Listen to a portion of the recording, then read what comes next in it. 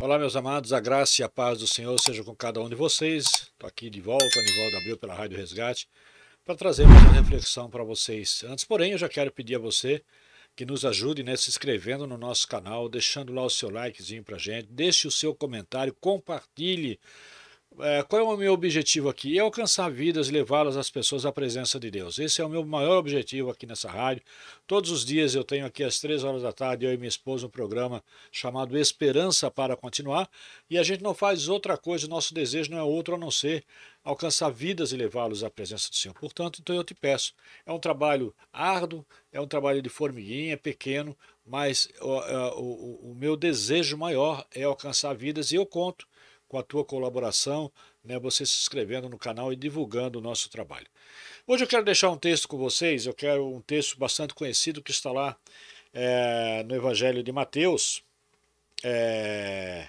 Mateus 18, do 23 em diante, é a parábola do servo que não perdoou, né? É um texto bastante conhecido. Diz assim a palavra do Senhor: Por isso, o reino dos céus pode comparar-se a um certo rei que quis fazer contas com os seus servos. E começando a fazer contas, foi-lhe apresentado um que lhe devia 10.000 talentos. E não tendo ele com que pagar, o seu senhor mandou que ele, sua mulher e seus filhos fossem vendidos com tudo quanto tinha, para que a dívida lhe fosse paga. Então, aquele servo, prostrando-se, reverenciava, dizendo: Senhor, sê generoso para comigo e tudo te pagarei. Então, o senhor daquele servo, movido de íntima compaixão, soltou e perdoou-lhe a dívida.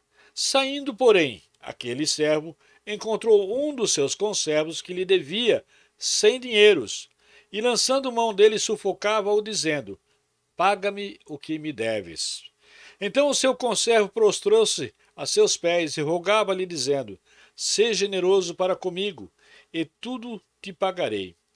Ele, porém, não quis, antes foi e lançou-no na prisão até que pagasse a dívida. Vendo, pois, os seus conservos o que acontecia, contristaram-se muito e foram declarar ao seu senhor tudo o que se passara. Então, o seu senhor, chamando-o à sua presença, disse-lhe: Servo malvado, perdoei-te toda aquela dívida, porque me suplicaste. Não deverias tu, igual, ter compaixão do teu conservo, como eu também tive misericórdia de ti? E, indignado, o seu senhor o entregou aos atormentadores até que pagasse tudo o que lhe devia. Assim, vos fará também o meu Pai Celestial, se de coração não perdoardes cada um dos seus irmãos as suas ofensas. Queridos, ultimamente o que a gente mais ouve falar, né, no Brasil é sobre justiça, clamor pela justiça. Né? As pessoas estão clamando por justiça. Isso é errado? Não, não. Houve injustiças no Brasil, sim. Mas o que a gente precisa perceber, querido, o que a gente precisa observar é: eu estou pedindo justiça do quê? Veja bem, normalmente quando nós nos sentimos, né, ofendidos, injustiçados, quando alguém faz alguma coisa contra nós, a nossa primeira coisa a fazer é pedir por justiça. Nós vamos a Deus, clamamos a Deus por justiça. Isso é que nós pedimos. E, queridos, acredite você ou não, esse nosso pedido de justiça, muitas vezes, ele vem muito carregado da nossa carne, daquilo que é pessoal, ou seja, de vingança. É olho por olho e dente por dente. Essa é a justiça que nós temos clamado. Mas interessante que quando nós nos sentimos, como esse servo aqui, quando nós nos sentimos machucados, ofendidos, injustiçados, nós pedimos o quê? Justiça. Mas quando é ao contrário, quando nós é que machucamos ou cometemos algum ato, qual o nosso pedido? É justiça? Não. Aí é misericórdia. Aí nós clamamos por misericórdia. Você não acha que há alguma coisa que está errado? Queridos, se nós fôssemos olhar, se tudo que nós tivéssemos que fazer a pedir por justiça, Se Deus colocasse da forma que nós pensamos, da forma que nós enxergamos, porque o Senhor diz lá em Isaías, eu que sei que pensamentos eu tenho a vosso respeito, o Senhor não pensa como eu, como você. A justiça do Senhor não é a mesma que eu clamo, não é a do Senhor. O Senhor Jesus, por exemplo, sempre que ele olhava para as pessoas, ele olhava com um olhar de misericórdia, de compaixão. O Senhor sempre teve compaixão pelo outro. Sempre. Tanto é verdade que as suas últimas palavras na cruz foi o quê? Pai, perdoa o que eles não sabem o que estão fazendo. Ou seja, ele estava naquele momento pedindo para que o Pai tivesse compaixão, que tivesse misericórdia daquele povo ali. Era isso, ele estava clamando por misericórdia, por aqueles que estavam lhe crucificando, lhe maltratando, lhe humilhando. Ele estava pedindo misericórdia. Porque ele sabe que a única maneira de você transformar o ser humano, de você transformar a sociedade, transformar a sua casa, transformar a tua igreja, é quando você usa de misericórdia. Porque a misericórdia ela traz junto a justiça. Mas essa justiça que nós clamamos, não.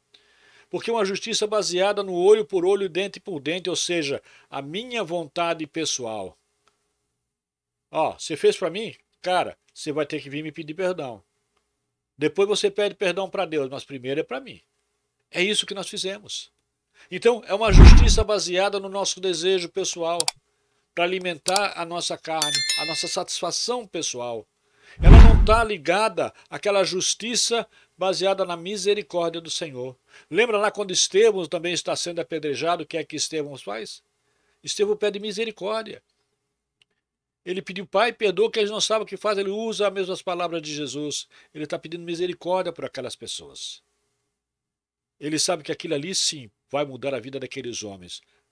Mas quando eu peço apenas justiça, para me sentir realizado, porque eu fui ofendido, queridos, o meu desejo tem que ser que essas pessoas vá pedir perdão para Deus, para que o amor de Deus alcance essas vidas, para que haja uma transformação baseada não só na justiça, mas na misericórdia do Senhor, porque é a misericórdia que faz a transformação. A misericórdia traz justiça, a misericórdia traz transformação. E é isso que eu aprendi com Deus. Trabalhar a misericórdia. Gente, nós falamos demais por demais em justiça nesse país. Precisa de justiça, precisa. Mas deixa eu perguntar uma coisa para você. Até onde eu tenho participação em tudo isso? Porque, queridos, qual foi a ordem do Senhor para mim e para você? Ir por todo mundo, pregar o evangelho, ou seja, falar desse amor, falar dessa misericórdia. Toda violência que existe em nossa volta nada mais é do que a ausência do amor de Deus. A ausência da palavra, a ausência de quem prega a verdade. De quem prega a palavra, não apenas pregar o quê? Pregar prosperidade, riqueza, não. Dizer para as pessoas que há um Deus que quer salvá-lo, que quer levá-lo de volta para casa. Essa é a verdade do Evangelho.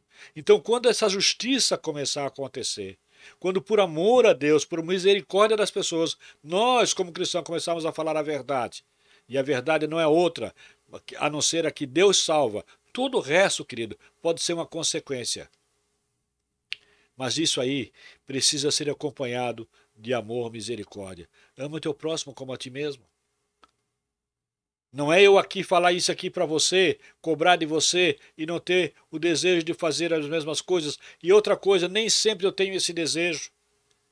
Mas não importa o meu desejo está intrinsecamente ligado à minha carne, ao desejo da minha carne. Mas eu tenho o dever e a obrigação, como cristão, de trabalhar isso na minha vida. Se é fácil ou se é difícil, não importa. Eu tenho que fazer isso. E você faz, Nivaldo? Faço. Mas é todo dia, é uma luta diária. É constante.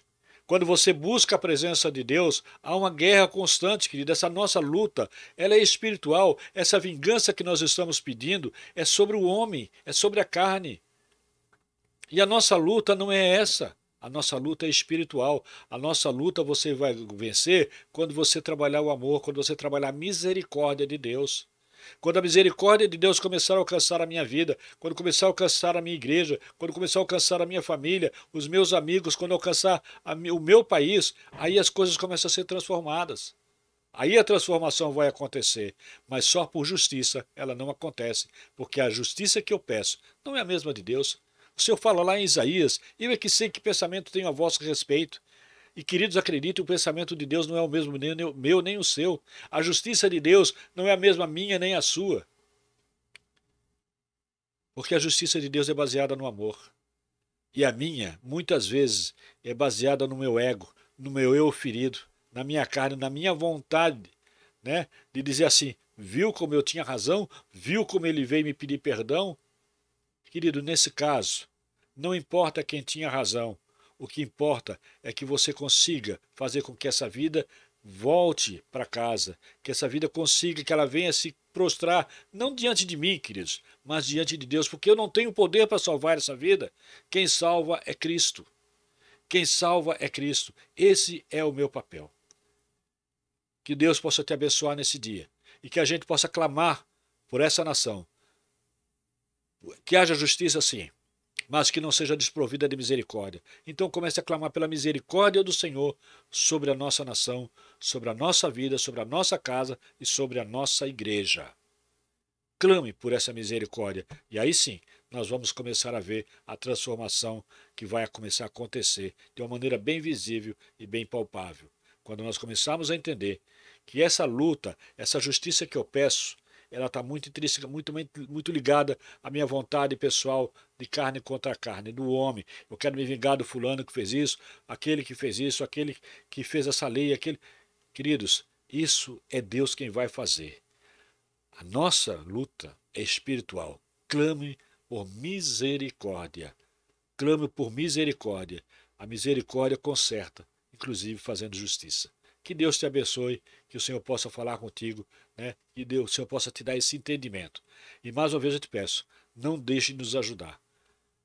Curta esse vídeo, inscreva-se no nosso canal, divulgue esse trabalho, compartilhe, deixe o seu comentário, bom ou ruim, positivo ou não, mas deixe o seu comentário lá.